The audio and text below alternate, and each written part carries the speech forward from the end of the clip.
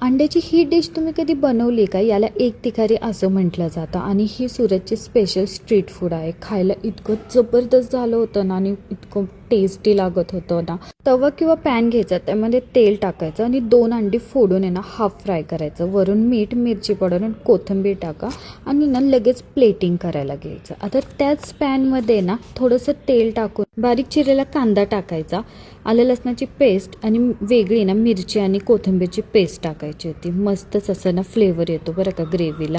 अंड्याचा पिवळा भाग टाकायचा, कांद्याची पात, मीठ, हळद टाकून आहे ना 2 मिनटासाठी परतून घ्यायचं. पाणी टाकायचं, फ्रेश क्रीम टाका, ऑप्शनल आहे. भरपूर असं चीज टाका. अंड्याचा पांढरा भाग आहे ना तो अर्धा खिसून टाकायचा. बारीक चिरलेली कोथिंबीर टाका आणि मस्त आहे ना मसाला शिजून घ्यायचा. लपलपीत ग्रेव्ही आहे ना तयार होते आणि हे ना लेअरनुसार लावून घ्यायचे.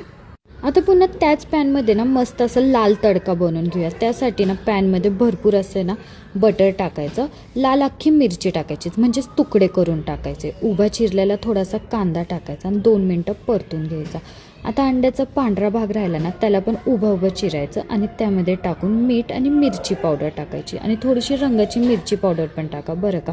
थोडंसं चीज टाकायचं, मस्त असं परतून घ्यायचंच म्हणजेच मिक्स करायचं.